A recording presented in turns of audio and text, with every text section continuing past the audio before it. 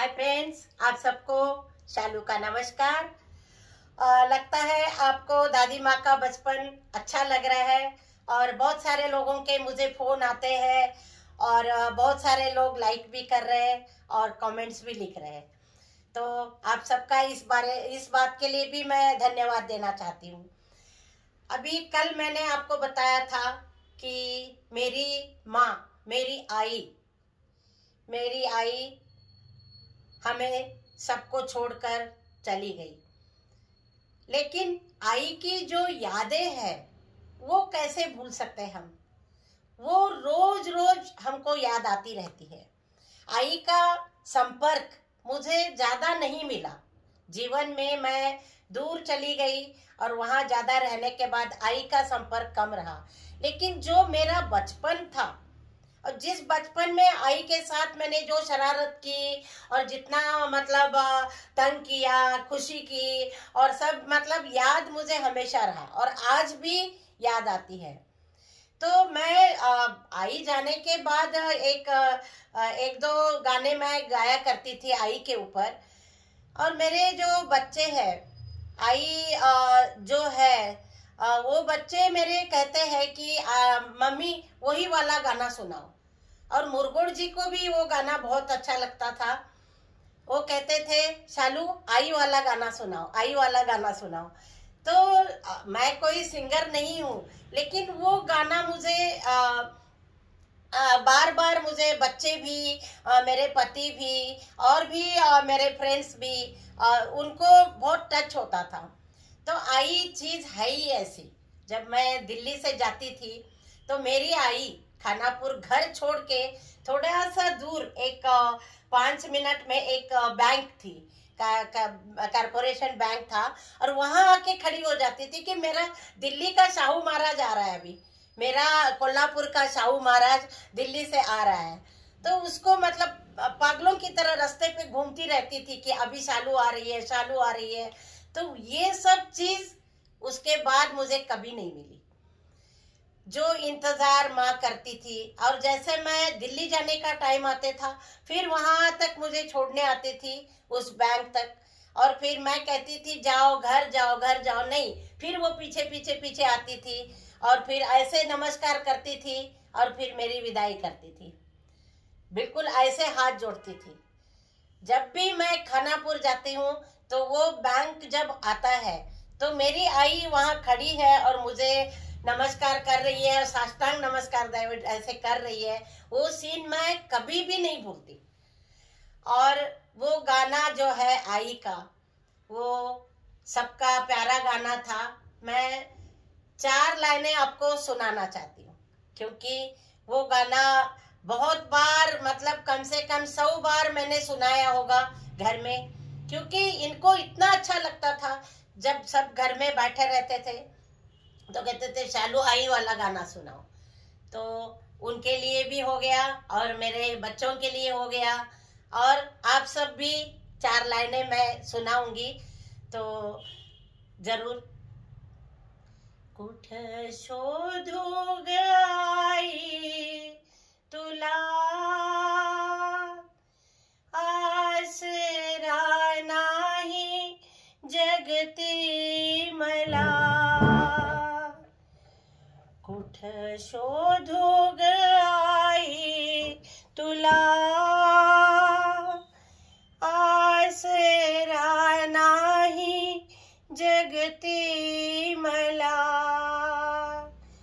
जीव व्याकुळ झाला तुझ्या दर्शनाला, जीव व्याकुळ झाला तुझ्या दर्शनाला। हे ग आई जवळ घे मला, कुठ शोधू ग आई तुला। आई आई आई आई ग,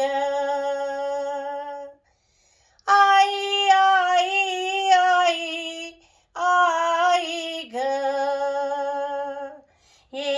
ये ग पुकारू किती। ये ग पुकारू किती, मी तुझा लेकरू तू माझी आई ग, तुझ्या बाळाची सरली मती, कुठ शोधू ग आई तुला, आसरा नाही जगती मला, जीव व्याकुळ झाला तुझ्या दर्शनाला, हे ग आई जवळ घे मला, कुठ शोधू ग आई तुला।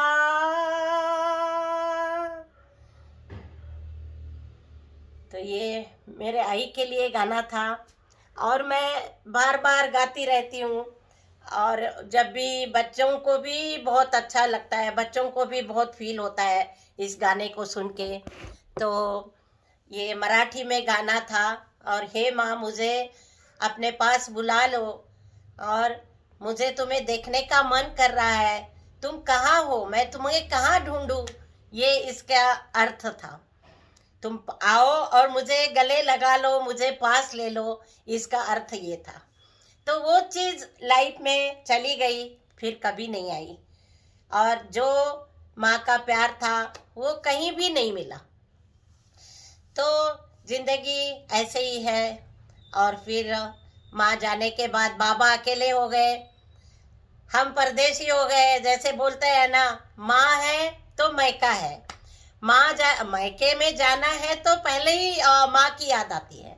तो माँ के बिना कोई जिंदगी नहीं है। और माँ जाने के बाद हम थोड़ा परदेसी हो गए, उसके बाद खानापुर आना जाना बंद हो गया, और हम भी हमारे बच्चों में, हमारे लाइफ में बिजी हो गए। बच्चों की छुट्टियां भी हो जाती थी तो भी खानापुर जाने का मन नहीं करता था, क्योंकि वहाँ ऐसा लगा कोई है ही नहीं, कोई इंतजार करने वाला नहीं। तो उसके बाद हम अकेले अकेले हो गए। बाबा, सबसे ज्यादा हालत बाबा की खराब हो गई, क्योंकि एक एज होने के बाद हस्बैंड वाइफ का जो रिश्ता है वो भी आपस में एक दूसरे को, माँ को या बाप को ढूंढते रहते हैं। आई जब मेरी बहुत बीमार हुई तो मेरे बाबा को वो बाबा बाबा करके ही बुलाने लगी थी। मतलब कोई काम है, बाबा पानी दे दो, बाबा खाना दे दो, बाबा तुम कहाँ हो। उसको मतलब अंदर से एक फीलिंग हो गई कि ये मेरे पति नहीं, ये मेरा मतलब प्यार है, या मेरे ये फादर है, एज ए गॉड फादर मेरी सेवा कर रहे हैं। तो उन्होंने अपने हस्बैंड को भी बाबा बाबा बुलाना शुरू कर दिया था। तो कितना टचेबल है देखिए। और मेरे बाबा भी, एक वाइफ को कितने रोल निभाने पड़ते हैं। तो ऐसे रोल निभाते निभाते पति भी अपने वाइफ में माँ का प्यार ढूंढता है। तो कभी सिर रख के सो जाता है, कभी लगता है कि हाथ फेरो सिर से। तो वो भी माँ को भी, अपने पत्नी में भी वो माँ का प्यार भी ढूंढता है। तो ये हस्बैंड वाइफ का रिलेशन ऐसे ही होता है। और देखिए, तबीयत ठीक नहीं है, कुछ है, सिर पे एक हाथ ऐसे फेरो तो कितना अच्छा लगता है। तो ऐसी जिंदगी है। और फिर कुछ नहीं कहूँगी, क्योंकि फिर इसके बाद की कहानी मैं फिर आपको कल सुनाऊंगी, क्योंकि टाइम ख़त्म होने वाला है और इतनी सी कहानी मैं आपको सुना रही हूँ। तो आई चली गई, बाबा अकेले हो गए और हम परदेसी हो गए। तो इसके बाद फिर मैं आपको कल इसके आगे की कहानी सुनाऊंगी। ज़िंदगी में कैसे बदलाव आया और कैसे लाइफ चेंज होती गई, वो सब मैं आपको फिर बताऊंगी। तब तक के लिए धन्यवाद।